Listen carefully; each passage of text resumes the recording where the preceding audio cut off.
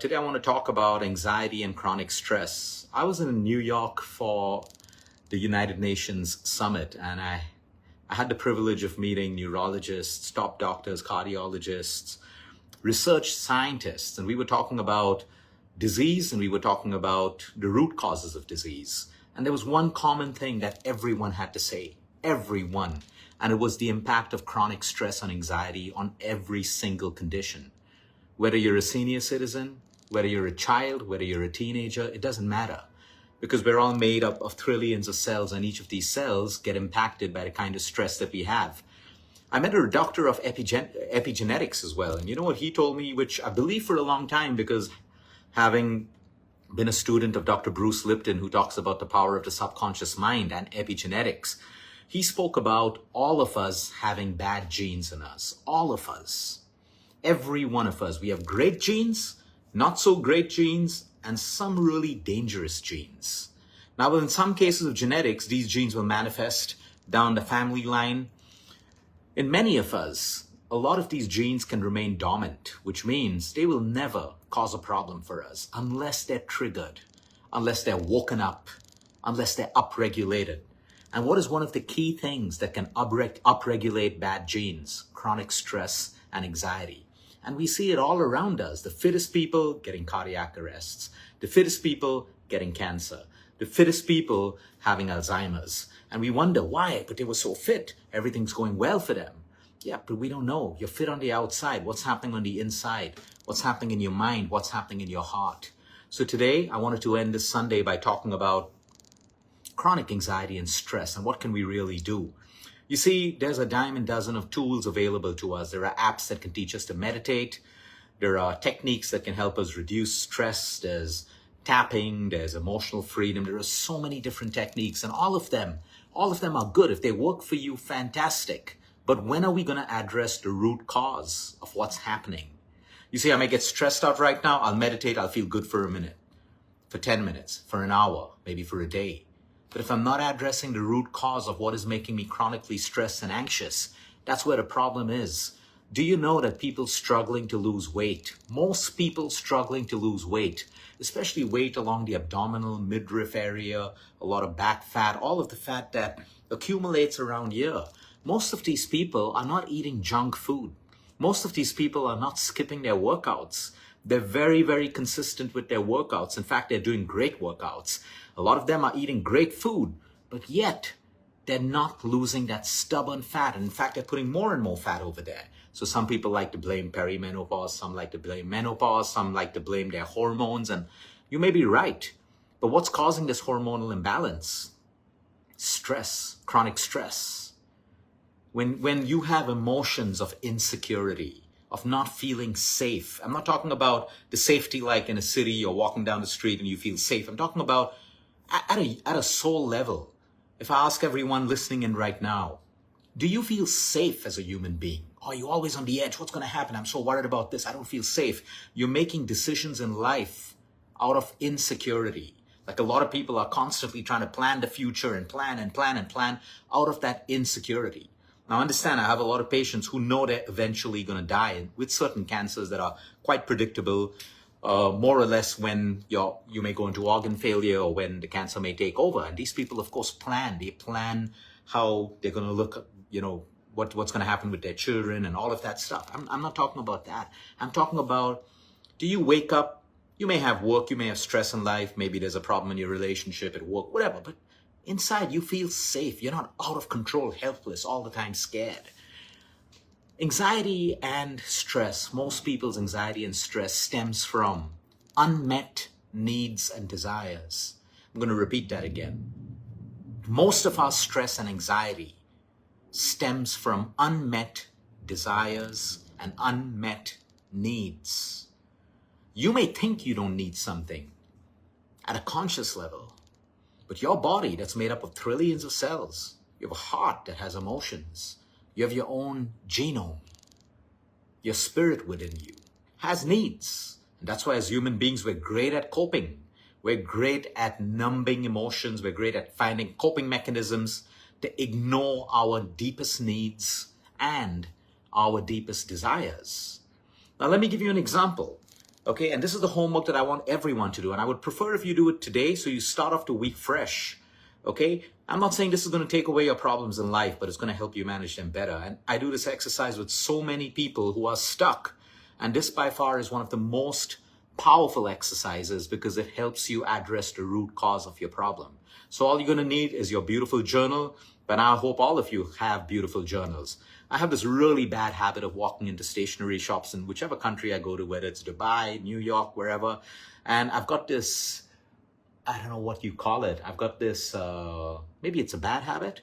I just pick up journal after journal because they look so good.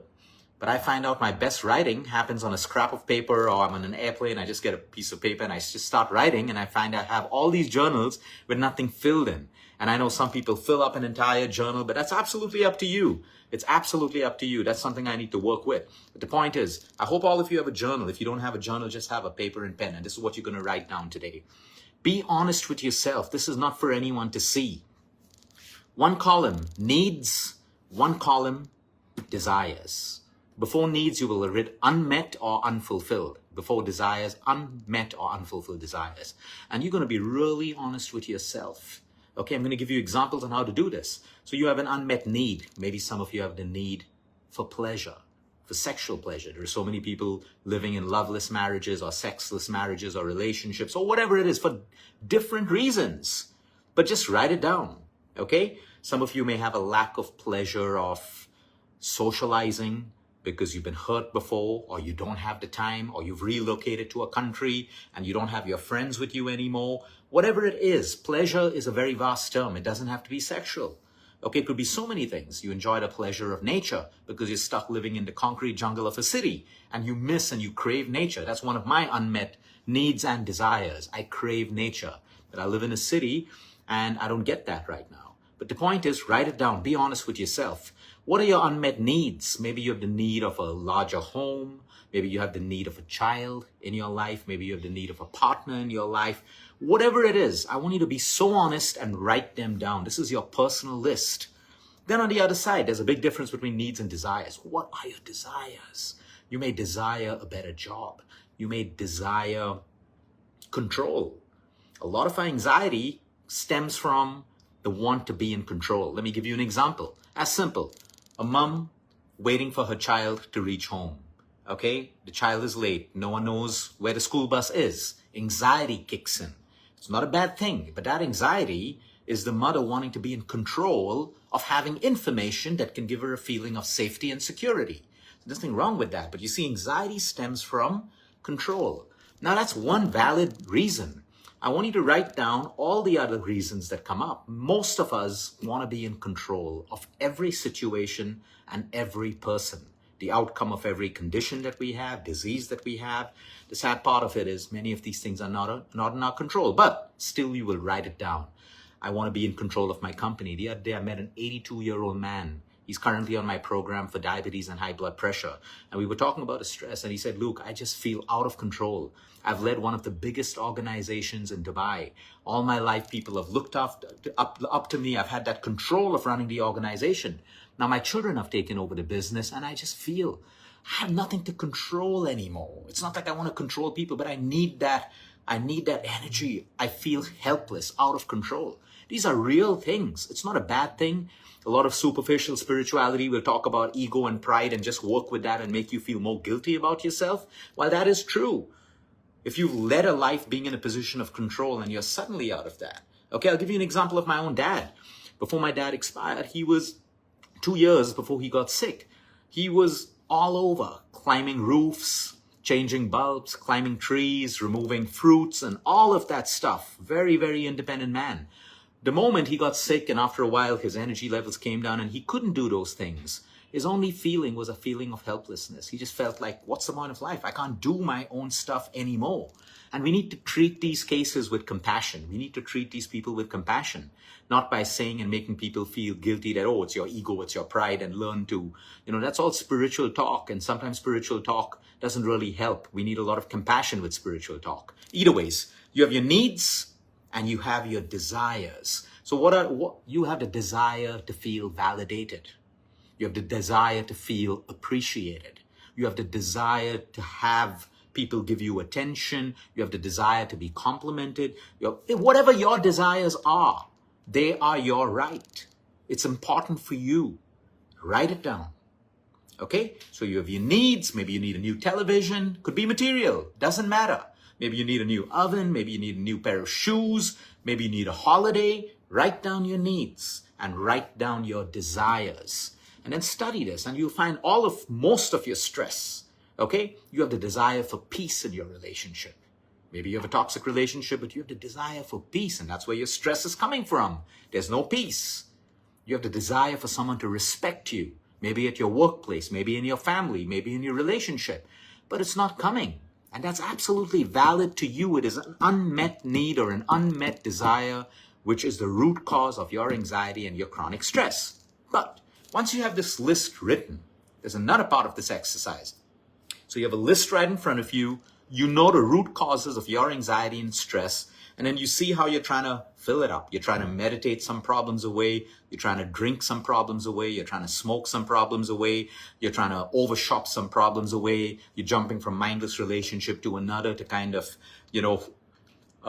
feel better about yourself without looking at your unmet needs and your desires. Now, once you have these unmet needs and desires, let's start with the desires. At the side of each desire, you're going to have to put within your control or out of control. For each of these desires, is it within your control? Like, let's say you have the desire to be a billionaire in 10 years. Is it in your control? Yes. Make your action plan. No. You can intend, you can visualize, write it down. You have the desire to have a child. Okay, but it's not happening right now. You and your husband are trying for a long time. It's a desire. Okay, in your control, out of your control. Some of you may write out of your control because the doctor said nothing can happen. Now, where it's in control, what are you doing? What is your action plan? Some of you may have the desire to get a great body and lose that weight. What's your action plan? Are you eating better? Are you sleeping better? Are you doing what it takes? Anything that comes out of control, there are just 3 words you need to write. Accept, let go, surrender. There is no other way. Absolutely no other way. The same thing with your needs. Maybe you need a great holiday right now and it's costing you so much money that you can't do it right now. So maybe, what's your action plan? Can you work towards it? Can you visualize it? Can you dream about it? If it's completely out of your budget, maybe I'll accept it'll happen at some point.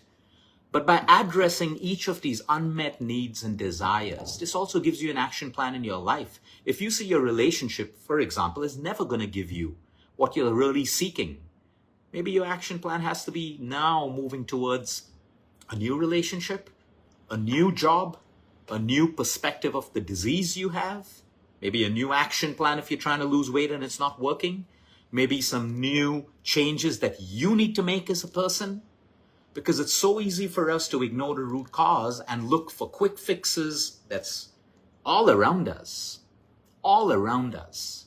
Why doesn't the world teach us to address root causes? Because there's always something at a symptomatic level for pleasure and for pain. That's what the human mind is wired for, to seek pleasure and avoid pain. Anyone who can build a business around these two are super rich. But the point is, we got to go below the surface and address the root cause of the problem. Sometimes it could be your truth that comes up. I'm just so greedy. I just feel so entitled. I'm just so lazy. Write it down. That's the work you need to do with yourself. Some of you will find you're not achieving anything in life because you're constantly blaming the world or you're stuck in victim mode. There's nothing wrong with victim mode. When something bad happens to us, we become the victims. But we have the choice to stay a victim or move out of that victim mode. We will become victims to betrayal, to hurt, to loss, to grief. But it's our choice to write the new story, to stay the victim or choose to move out of victim mode. So when you do this beautiful, powerful exercise, today just list, maybe just do the needs. Tomorrow do the desires. Then put them in those boxes of within control, out of control. Look at an action plan. Some of you will find that I don't even have an action plan for my desires. That's why it's not happening. I don't even have an action plan for my needs. I'm just wishing, blaming the world, feeling entitled, blaming everyone around for me not achieving it, but I don't have an action plan. You don't have an action plan, it's not working for you. So you see, this exercise becomes a mirror for us. It teaches us what we need to change, what we need to do. It teaches us the truth about our ego, our pride, our laziness, or whatever it is. And it also teaches us patience. It teaches us to be humble, and it teaches us to be aware of why things are happening and why things are not happening. After 2, 4 weeks, 1 year, you slowly start ticking off your needs that have happened and your desires that are happening. And why are they happening? Because you made changes. You address the root cause of the problem. So I would love for you to do this exercise, share how it is. It takes some time. If you have any questions, reach out on Facebook. It's pretty simple how you do it, but that's how you should do it. And whether you're 70, 80, or 90 years old, or you're a teenager, you can do this exercise yourself. You can go around YouTube and social media searching for all the quick fixes. Okay? They're not sustainable. But if you really want to change, you got to address the root causes and you got to do the work.